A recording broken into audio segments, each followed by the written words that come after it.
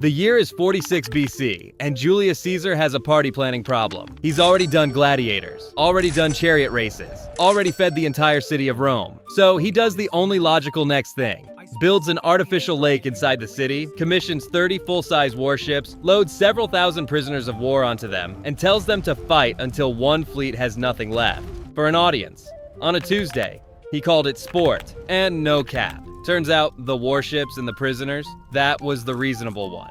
Here's what I genuinely could not wrap my head around when I was researching this. Not the warships, not even the prisoners. It's the lake. Caesar didn't use an existing body of water, he built one, specifically for this event, which means at some point a Roman engineer received a brief, build a lake in the city, large enough for 30 warships, and just did it.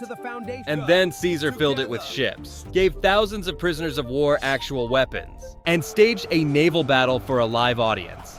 The Naumachia, which is a word that means, essentially, mock naval battle. And that phrase is doing a lot of work for something involving actual weapons and actual deaths. The crowd lost their minds. And once Caesar did this, every emperor after him had to live above it. Augustus held a Naumachia in 2 BC. 30 warships, over 3,000 fighters, not counting the crews. Claudius staged one on a real lake, Lake Fucino, with roughly 19,000 participants. I looked this up. 19,000 people in the water, bread and circuses, the whole apparatus. What I don't think gets said enough, these weren't performances. Nobody was simulating anything. The prisoners were actually killing each other out there on the water. And when the battle ended and one fleet was gone, the Romans called it a great afternoon and went home for dinner. The Naumachia eventually disappeared. Not because anyone had a moral awakening. Because, and I genuinely find this funny, draining and reflooding large arenas was expensive and logistically complicated. The greatest spectacle in human history. Canceled. For budget reasons. I don't know why that cracks me up, but it does. Now, if flooded arenas and warships feel like the ceiling for strange, stick around. Because where we're going next, the stakes are considerably lower, and somehow it's weirder. Fox tossing was a sport of the European aristocracy, which means it was formal, refined, conducted in well-maintained gardens with printed programs and guests dressed appropriately. And it was about launching live animals as high as possible into the air. 2 players stand roughly 6 meters apart, each holding one end of a long fabric sling laid flat on the ground. A fox, sometimes a badger, a hare, or a wildcat, is released between them. When it crosses the sling, both players pull upward simultaneously. The animal goes up.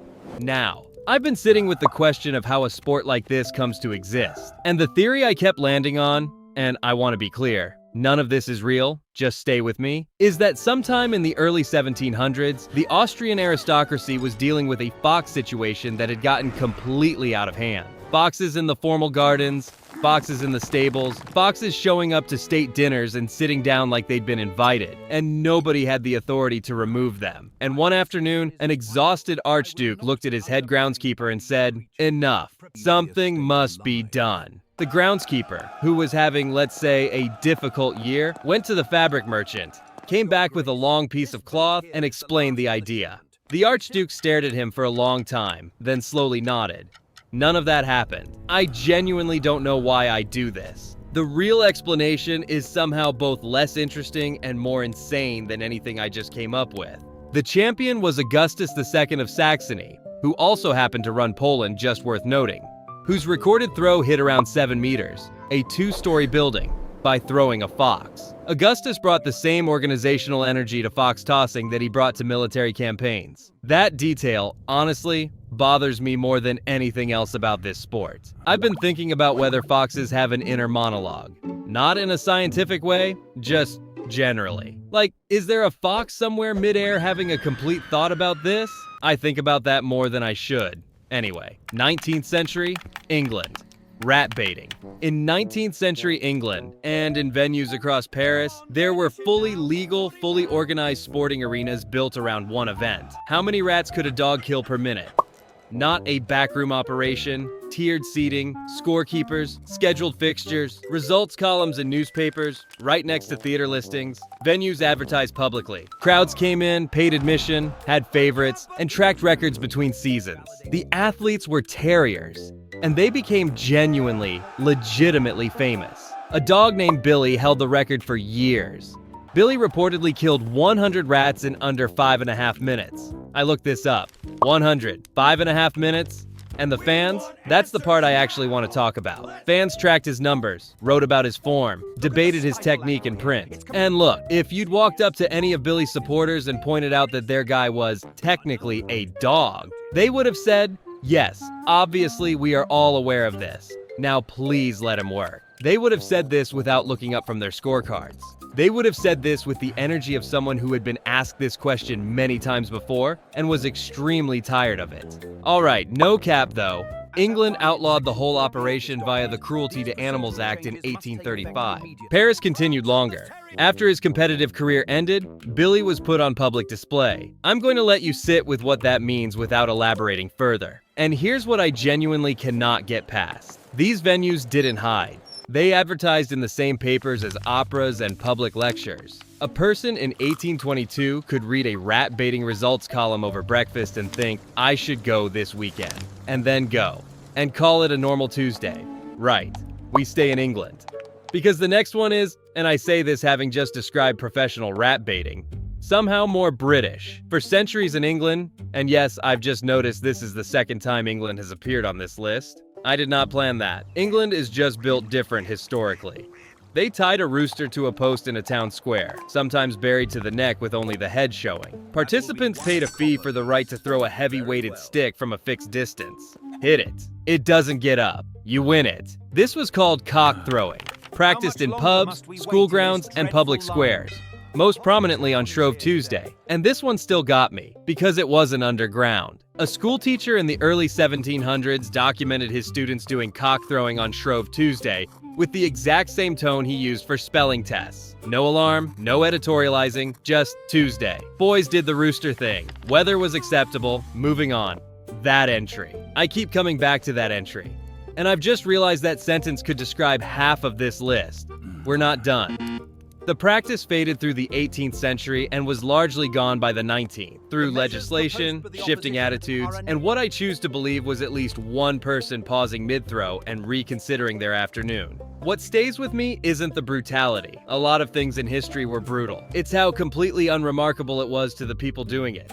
Not hidden, not shameful. Just Tuesday in spring. Genuinely different world. Okay, last trip to Rome. And I'll be upfront. Everything we've covered so far is going to feel extremely mild by comparison. The Venatio was Rome's animal hunt. Men against animals in an arena, which sounds almost manageable until you look at what it actually meant at scale. Emperor Trajan, celebrating his victories over Dacia, held games in 107 AD that ran for 123 consecutive days. The historian Cassius Dio records that across those 123 days, they killed 11,000 animals. 90 animals a day, every day, for 4 months. The fighters, bestiarii, were condemned criminals, prisoners, enslaved people, and occasionally trained professionals who had specifically chosen this work. They faced lions, leopards, bears, crocodiles, rhinoceroses, and elephants. Sometimes all of those in a single afternoon. And no cap. This is the detail I genuinely have not been able to shake. During Julius Caesar's games, a group of elephants being hunted turned away from the fighters and faced the crowd. Just looked at them. Cicero was in the stands that day. Cicero, a man who had prosecuted corrupt governors, survived political exile, watched Rome tear itself apart for decades, went home that evening and wrote about the elephants. He said the crowd went quiet. He said even he felt something he had no word for. The arena went silent, then cheered for the hunters anyway. 123 days, 11,000 animals, scenic backdrops, live music, themed hunts, the full production. And somewhere in the middle of all of it, a moment that made Cicero go home and pick up his pen. Emperors, 11,000 animals, 4 months. That's one end of the spectrum. And I want to show you the other end. Not because it's less serious, but because it proves something. The instinct to gather, to watch, to compete. It doesn't need a lake or an arena. Sometimes it just needs a hill and a cheese. Gloucestershire, England. Every year, since at least 1826, probably considerably longer, people gather at the top of Cooper's Hill in Gloucestershire, England, and chase a wheel of double Gloucester cheese down a slope that is, technically, nearly vertical. The hill drops roughly 1 meter for every 2 meters forward. The cheese hits speeds above 100 kilometers per hour within seconds. No human can match that. You're supposed to catch it. Nobody catches it. That's not really what this is. What happens is competitors reach the edge, commit, and fall, immediately, in multiple directions. St. John Ambulance stations teams at the bottom, not as a precaution, as a certainty. Broken wrists, dislocated shoulders, head injuries, standard annual outcomes. The prize, that wheel of cheese.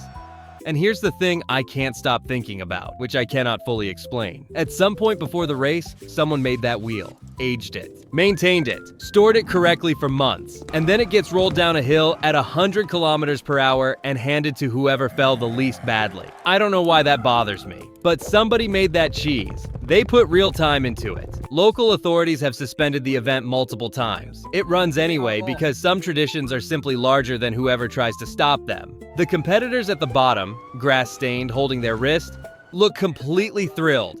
Every time. And speaking of commitments that defy common sense, Puget Sound, Washington, 1963. The World Octopus Wrestling Championship was held in Puget Sound, Washington. 5,000 people attended. It was televised live. The rules: divers enter the water, locate an octopus on the seafloor, bring it to the surface. Largest octopus wins.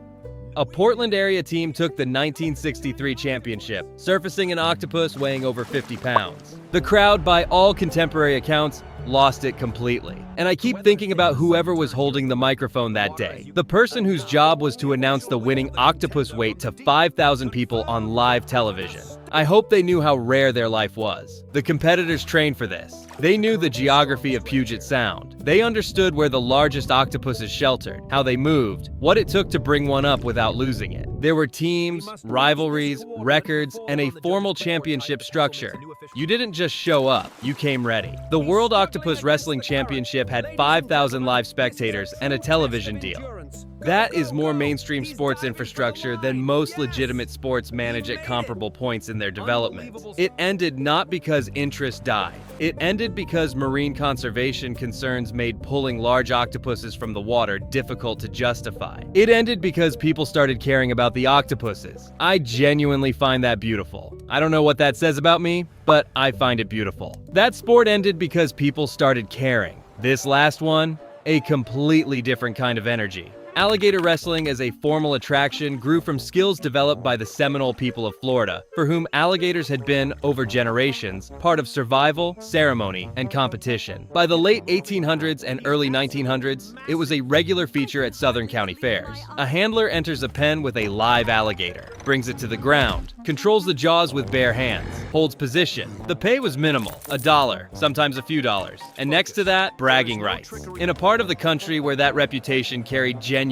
weight. No emperors, no aristocrats, no television deal, a person, an alligator, a county fair in August. And here's why I wanted to end here specifically. Every sport on this list had an apparatus. The Naumachia had Imperial logistics and a custom-built lake. Fox tossing had court ceremonies and printed programs. Rat baiting had league tables and a dog named Billy with actual fans. The Venatio ran for 4 months with live music and scenic backdrops. Alligator wrestling had a person who was very good at a dangerous thing, and a crowd of strangers who drove to a fair to watch them do it. That's the whole thing. And in some ways, before the warships, before the emperors, before anyone thought to broadcast it, that's probably what sport looked like in the first place. If you want part 2, drop a comment. I've got enough material for 10 of these. Video on screen is survival stories that make every single thing on this list look completely reasonable. No cap, bro.